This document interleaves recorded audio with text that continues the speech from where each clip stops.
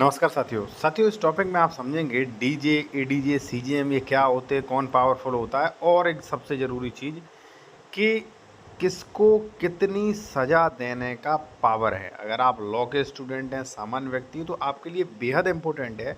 आपको भी तो पता चले कि भाई कौन कितनी सज़ा देने का अधिकारी है। ठीक है ना। चलिए मैं आपको बताता हूँ साथियों। ये जो प्रोविजंस जो किए गए हैं वो किए गए हैं बीएनएसएस की धारा 22 एंड 23। लेकिन यहाँ पे आप देखेंगे 28 और 29 ये सीआरपीसी का दिखा रहा हूँ, कोई चेंज नहीं, बस 28 की जगह 22, 29 की जगह 23 हो जाएगा। ठीक है ना। तो वो समझें आप।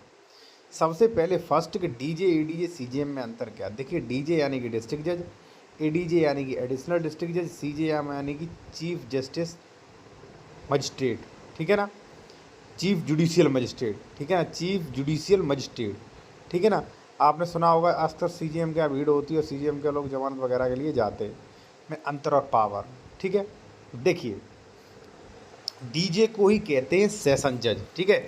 अब जैसे मान लीजिए डिस्ट्रिक्ट जज अगर सिविल मैटर सुन रहा है तो डिस्ट्रिक्ट जज, और अगर क्रिमिनल मैटर सुन रहे हैं तो सेशन जज। और एडीजी को अपर सेशन जज कहते हैं। ठीक है ना, सत्र न्यायाधीश। और सीजेएम को जो है मुख्य न्यायाधीश कहते हैं। ठीक है, मुख्य न्यायिक में वो न्यायाधीश कहते हैं। ठीक है ना, हिंदी में। तो ये तीनों ऊपर वाले नीचे वाले सेम है, वो इंग्लिश में है, ये हिंदी में। ठीक है।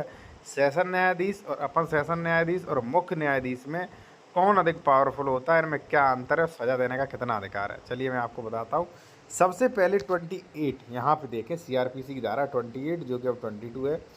दंड आदेश जो उच्च न्यायालय और सेशन न्यायाधीश दे सकेंगे, यानी कि उच्च न्यायालय, हाई कोर्ट और सेशन न्यायाधीश दे सकेंगे।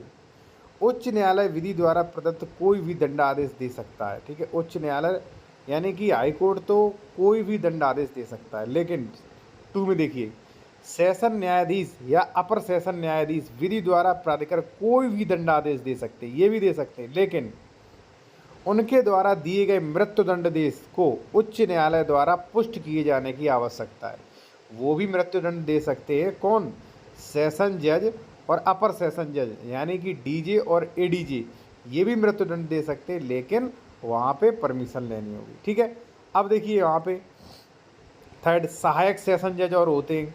सहायक सेशन न्यायाधीश जो होते हैं जज, वो मृत्यु या आजीवन कारावास या 10 वर्ष से अधिक की अवधि के लिए कारावास दंडादेश के सिवाय कोई भी दंडादेश दे सकते हैं 10 वर्ष तक।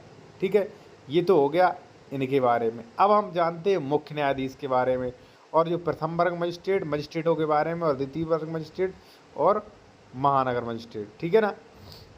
मैं एक चीज़ और कहूँगा साथियों, अगर आप कोई कानूनी सलाह लेना चाहें तो कॉन्टैक्ट नंबर हमारा वीडियो की डिस्क्रिप्शन में मिल जाएगा। और जो लोग जूनियर एडवोकेट हैं वो इस चैनल को ज्वाइन कर सकते हैं, क्लासेस ले सकते हैं, बहुत कुछ सीख सकते हैं। तो अभी जाइए ज्वाइन करिए, मेंबरशिप ले लीजिए। ओनली 299 रुपये वाली आप लें, जिसमें आपको रजिस्ट्री की क्लासेस, कोर्ट की ड्राफ्टिंग्स प्रक्रियाएँ और नए नए कोर्ट ऑर्डर्स के बारे में आपको जानकारी मिलेगी। ठीक है, अभी जाए ज्वाइन करें, हज़ारों लोगों ने ज्वाइन कर रखा है। ठीक है जी। देखिए 29 क्या कहता है, जो कि अब 23 है बीएनएसएस में।